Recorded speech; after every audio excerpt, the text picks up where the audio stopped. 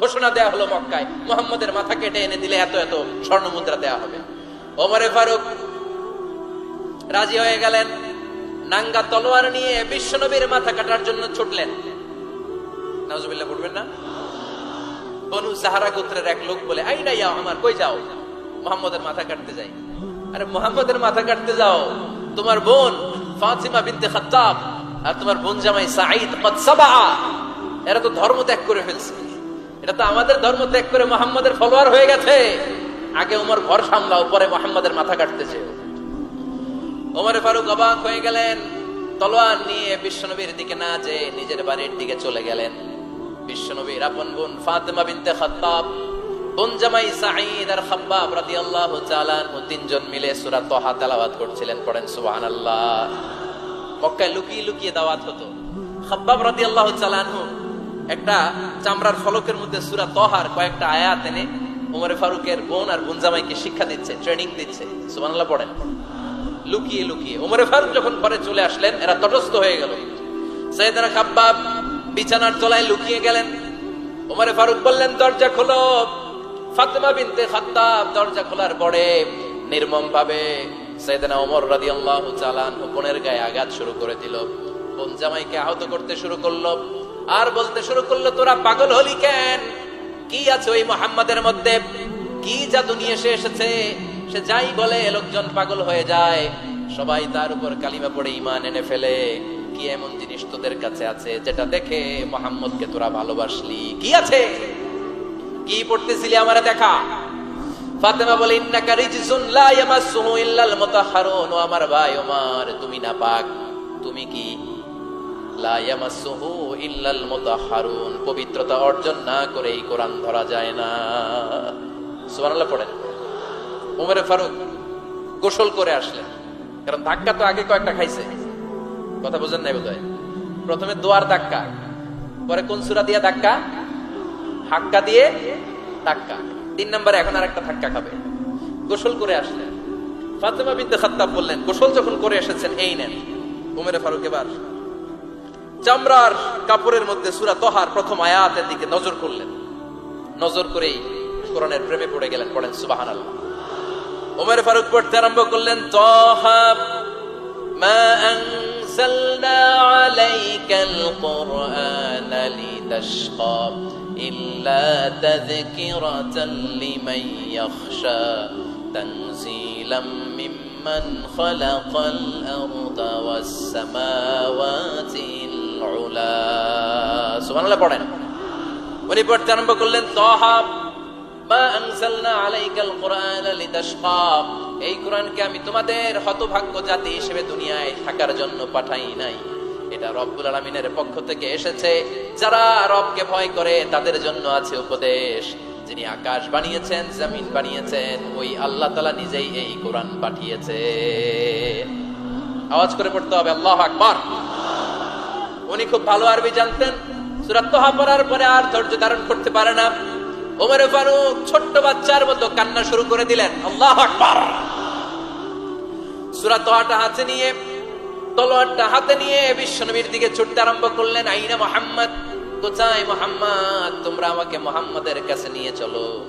বিশ্বনবী তখন সাফা পাহাড়ের পাদদেশে দারুল আরকাম ইবনে আলকামের ঘরে লুকিয়ে লুকিয়ে কোরআনের দাওয়াত দিতেন।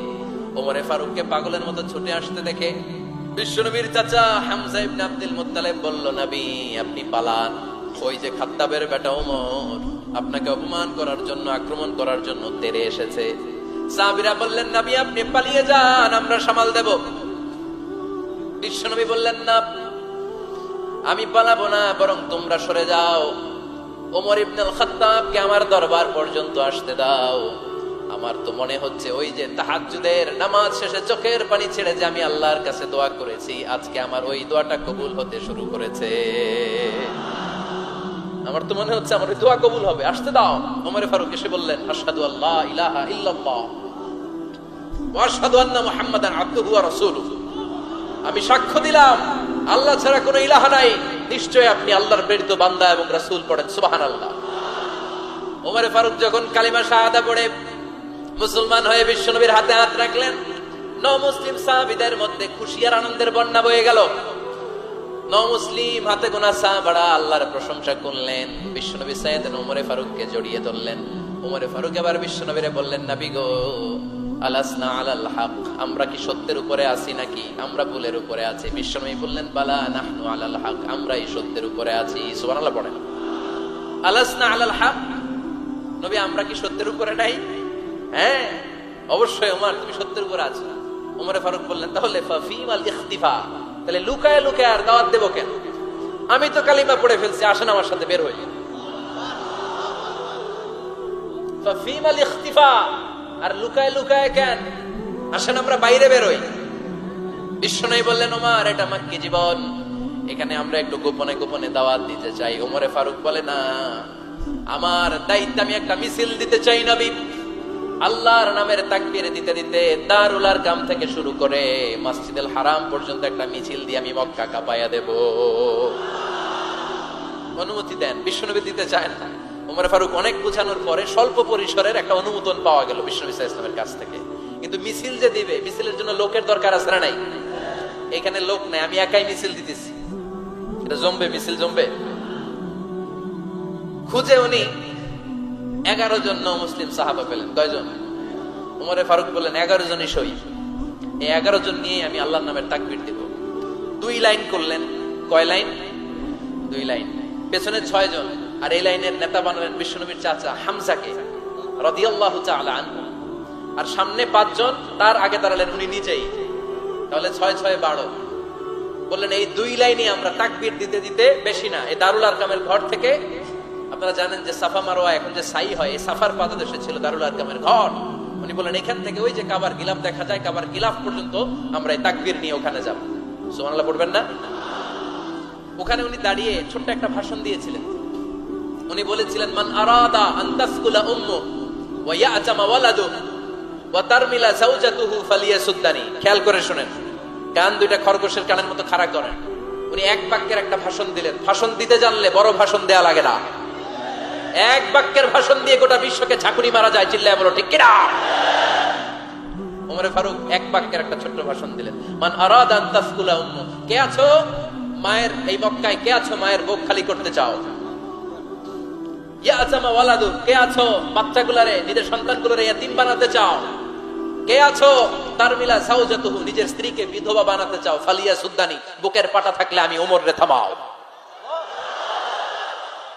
ফালিয়াসুদ্দানি, দেখি মক্কায় কার এত বড় বুকের পাটা। কে আছো মায়ের বুক খালি করতে চাও, সন্তান ইয়াতীম বানাতে চাও, স্ত্রীকে বিধবা বানাতে চাও? ফালিয়াসুদ্দানি, পারলে আমারে ঠেকাও।